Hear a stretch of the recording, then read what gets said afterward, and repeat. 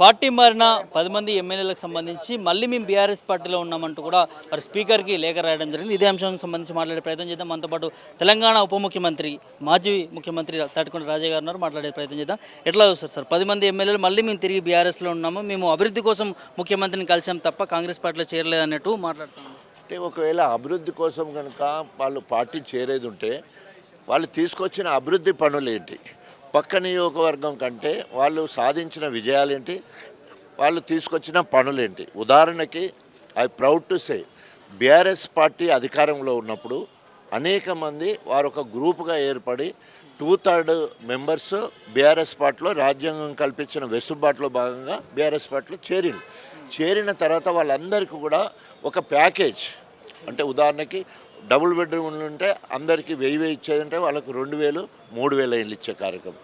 తర్వాత special development fund కింద 150 నుండి 200 కోట్లు ఇచ్చిన పరిస్థితి.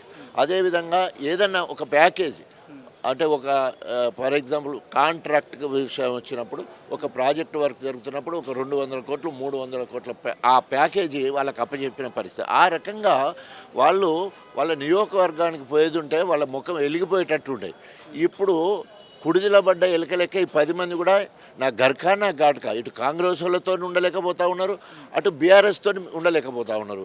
అసలు వారు నియోజకవర్గంలో ఉండట్లేదు, హైదరాబాద్కే పరిమితమై హైదరాబాద్లోనే ఉంటున్నారు, లేదా వాళ్ళ సొంత ఇంట్లో ఉంటున్నారు తప్ప ప్రజా కార్యక్రమంలో ప్రభుత్వ కార్యక్రమంలో పాల్గొనట్లేదు. ఎందుకంటే అక్కడ వాళ్ళకి నిజంగా వాళ్ళు ఎన్నిలో ఉన్నామంటే చెప్పుకోలేని పరిస్థితిలో ఉన్నారు కదా.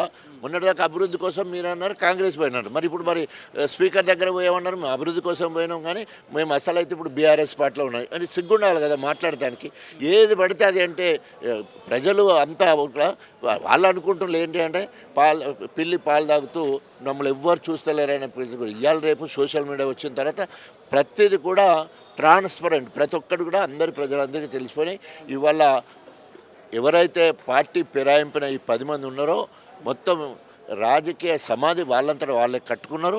ఇంకా మళ్ళీ రాబోయే జనరల్ ఎన్నికల వరకు ఇంకా పతనమైపోతారు. తర్వాత ఏ పార్టీ కూడా వాళ్ళకి టికెట్ ఇచ్చే పరిస్థితి ఉండదు. మిత్రుడు సహచర నాయకుడు అని చెప్పుకోవచ్చా కడియం శ్రీహరి, నేను బీఆర్ఎస్ పార్టీలో ఉన్న మా బాస్ గులాబీ బాస్ కేసీఆర్ అంటూ మాట్లాడుతూ ఉన్నారు. మరి గులాబీ కండ కప్పుకున్నారా ఏంటి, ఏం చెప్తారు? 10 సంవత్సరాలు అన్నీ అనుభవించిండు కదా, తప్పకుండా ఆయన బాసే 100%. అలాంటి బాస్కే మరి వెన్నుపోటు పొడిచిండు, తిన్నింటి వాసాలు లెక్క పెట్టిండు, నమ్మక ద్రోహం చేసిండు, విశ్వాసఘాతకుడు. తర్వాత నమ్మి నానవస్తే పుచ్చిబూరలు అయినట్టు అనేక రకాలుగా అనుభవించి ఆఖరికి బిడ్డకు పార్టీ ఫండ్ అన్నీ తీసుకొని కేసీఆర్తో భోజనం చేసిన తర్వాత కూడా మరి తెల్లారైపోయి వేరే పార్టీ కాంగ్రెస్ పార్టీలో చేరడం అనేది చాలా చాలా ప్రజలందరూ కూడా అసహించుకునే పరిస్థితి. కడియం శ్రీహరి రాజకీయ జీవితం ఇట్లా మూస్తుంది అనుకోలేదు. సో ఈరోజు తప్పకుండా ఆయన రాజకీయ సమాధి ఆయనే కట్టుకున్నాడు. ఇంకా ఏం చేసినా కూడా ఆయన కోలుకునే పరిస్థితి లేదు. నియోజకవర్గ అభివృద్ధి కోసం ముఖ్యమంత్రిని కలిసిన అంటుండే, ఏమన్నా అభివృద్ధి జరుగుతుందా స్టేషన్ కన్పూర్లో? మీరు అక్కడే పోరాటం చేస్తా ఉన్నారు అంటే అభివృద్ధి అంటాడు, యంగ్ ఇండియా ఇంటిగ్రేటెడ్ స్కూల్ అంటాడు. ఆయనేమో అక్కడ అయిపోయినట్టే చెప్తుంటాడు గోబెల్స్ ప్రచారం. ఈయనేమో రేవంత్ రెడ్డి ఏమో అప్పుల కోసం 25,000 కోట్లు కావాలని అప్పుల కోసం తిరిగితే దొంగను చూసినట్టు, చెప్పులు అది కూడా ఉట్టి దొంగ కాదు, చెప్పులను దొంగను చూసినట్టు నన్ను చూస్తున్నారు, చెప్పులు ఎత్తుకపోయే దొంగను చూసినట్టు నన్ను చూస్తున్నారు. నన్ను ఏం చేయమంటారు? పైసా లేదు, నన్ను కోసుకొని తింటారా, కుప్పలు వేసుకుంటారా? ఊర్లలో కుప్పలు వేసుకుంటారు కోసినాక. సో అట్లా నన్ను కుప్పలు వేసుకుంటారా, ఏం చేస్తారు నన్ను అని ఆయన బాస్ మాట్లాడతాడు. ఆయనేమో గోబెల్స్ ప్రచారం చేసుకుంటూ మొత్తం స్కూల్ అయిపోయింది, 28 రూములు ఉన్నాయి, తర్వాత మంచి ఇట్లా అంటే ఏం లేకున్నా మొత్తం ఉన్నట్టు గోబెల్స్ ప్రచారం చేసుకుంటా ఆయన కాలం వెళ్ళబోస్తుంది తప్ప అసలు బాస్ దగ్గరే పైసలు లేవు. ఆయన అక్కడ అభివృద్ధి చేస్తానికి ఏమున్నది? ఒట్టిగానే వర్చువల్గా శంకుస్థాపన చేసి రేవంత్ రెడ్డి మార్చిలో పోతే ఇప్పటివరకు అతి లేదు, గత లేదు, తట్ట మట్టి తీయలేదు, తర్వాత ఎక్కడ ఒక పైసా బిల్లు వచ్చింది లేదు. ఉప ఎన్నికలు వస్తాయని మీరు ఆశించారు, కానీ ఇప్పుడేమో నేను బీఆర్ఎస్ పార్టీలో ఉన్నానని ఆయనే చెప్తున్నాడు ఎమ్మెల్యే గారు. ఎట్లా చూస్తారు? సో ఎలక్షన్లు వచ్చినా రాకుండా ఎలక్షన్లతో సంబంధం లేకుండా ప్రజానాయకుడు ఎప్పుడైనా కూడా ప్రజా సమస్యల మీద తిరుగుతూ ఉంటారు. ఈరోజు ప్రతిపక్షంగా మాకు అవకాశం కల్పించింది ప్రజలు. సో ప్రతిపక్ష పాత్ర ఏంటి అంటే నడిచే ప్రభుత్వాన్ని ముళ్ళుగరతో పొడవడం, ఇచ్చిన హామీలు నెరవేర్చే వరకు వెంటాడడం వేటాడడం, అదేవిధంగా ప్రజా కష్ట సుఖాలలో పాలు పంచుకోవడం. సో ఎలక్షన్లు వచ్చినా రాకున్నా నేను ప్రజానాయకుడిగా ప్రజల్లోనే ఉంటా, ప్రజా కార్యక్రమాలలోనే నేను పాల్గొంటున్నా. తప్పకుండా మరి కేసీఆర్ గారి ఆలోచనలో భాగంగా ఒక ప్రధాన ప్రతిపక్షంగా మరి ఆయన కడియం శ్రేణి ఎమ్మెల్యేగా ఒక ఊరికి ఒక్కసారి పోతే ప్రతిపక్షంగా 7 నుండి 8 సార్లు ఒక్కొక్క గ్రామం తిరిగిన పరిస్థితి. కాబట్టి దానివల్ల ఇంకా ప్రజలకు దగ్గర అవుతున్నాం. తప్పకుండా రేపు ప్రజా జీవితంలో ఉన్నప్పుడు ఎప్పుడు ఏ ఎన్నికలు వచ్చినా కూడా గణపురం నియోజకవర్గంలో ఎగిరేది గులాబీ జెండానే. స్వాగతిస్తారా కడియం శ్రీహరి బీఆర్ఎస్ పార్టీలకు? చెప్పులతోటి స్వాగతిస్తాం.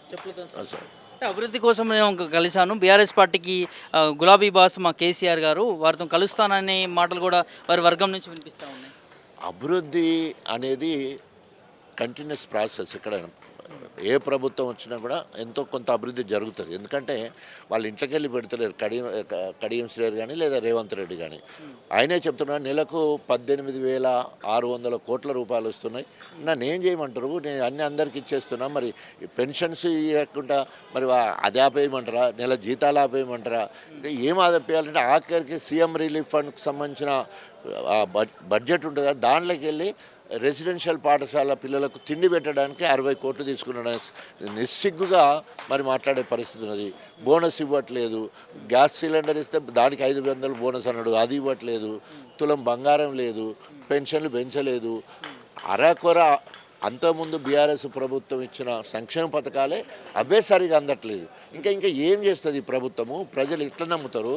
సో కాబట్టి కడియం శ్రేణి ఏం చేసినా ఆయన అభివృద్ధి చేయలేదు. వాళ్ళ బిడ్డ ఎంపీ టికెట్ కోసం, ఆయన ఆర్థిక లావాదేవీల కోసం మాత్రమే, ఆయన ఆస్తులను కాపాడుకోవడం కోసం మాత్రమే అధికార పార్టీలోకి పోవడం జరిగింది. గతంలో కొంత చర్చ సాగింది, మంత్రి పదవి కోసం ఆశించిపోయిండు, మంత్రి పదవి ఇస్తారన్నట్టు కొంత చర్చ సాగింది. మరి మంత్రి పదవి ఇవ్వలేదు, దీన్ని ఎట్లా చూస్తారు? అందుకనే కదా ఇప్పుడు ఒక 3 రోజులు 4 రోజుల కింద ఖర్గే ఏఐసిసి దగ్గర పోతే అక్కడ పప్పులు ఉడకలేదు. ఆంచెలి రేవంత్ దగ్గరికి ఇవ్వంటే ఈయనకు రేవంత్ రెడ్డి దగ్గరికి పోయే ముఖం లేదు.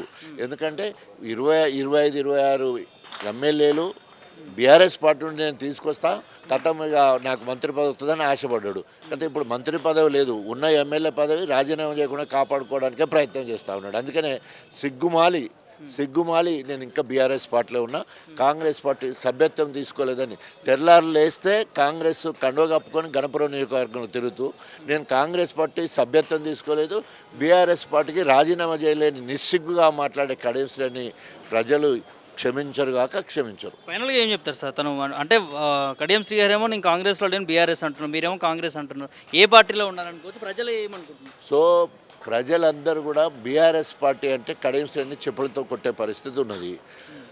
తెలంగాణ భవన్కి వస్తే తెలంగాణ ఉద్యమకారులు, తెలంగాణ వాదులు, తర్వాత బీఆర్ఎస్ శ్రేణులు థూ అని ఉంచితే ఆ గాలికే మొత్తం కింద పడిపోతాడు. అదే రాజకీయ సమాధి అవుతుంది. అంటే ఇది కడియం శ్రీహరికి సంబంధించి ఒకవైపు పార్టీ మారలేదంటూ కూడా స్పీకర్కి లేఖ రాయడం జరిగింది. కేవలం అభివృద్ధి కోసం ముఖ్యమంత్రిని కలిసామంటూ కూడా చెప్పడం జరుగుతుంది. పార్టీ మారినటువంటి 10 ఎమ్మెల్యేలు కూడా మేము ఇప్పుడు బీఆర్ఎస్ పార్టీలో ఉన్నామన్నట్టు చెప్పినటువంటి పరిస్థితి కనిపిస్తూ ఉంది. సో చూడాలి మరి వీరు బీఆర్ఎస్ పార్టీలో కొనసాగుతారా లేకపోతే కాంగ్రెస్ పార్టీలోనా, మరి కోర్టు ఏ తీర్పు ఇవ్వనుంది అనేది ఖచ్చితంగా వేసి చూడాల్సిన అవసరం ఉంది. ఈ రోజు జర్నలిస్ట్ ప్రభాకర్ మిరెడ్డి, తెలంగాణ భవన్.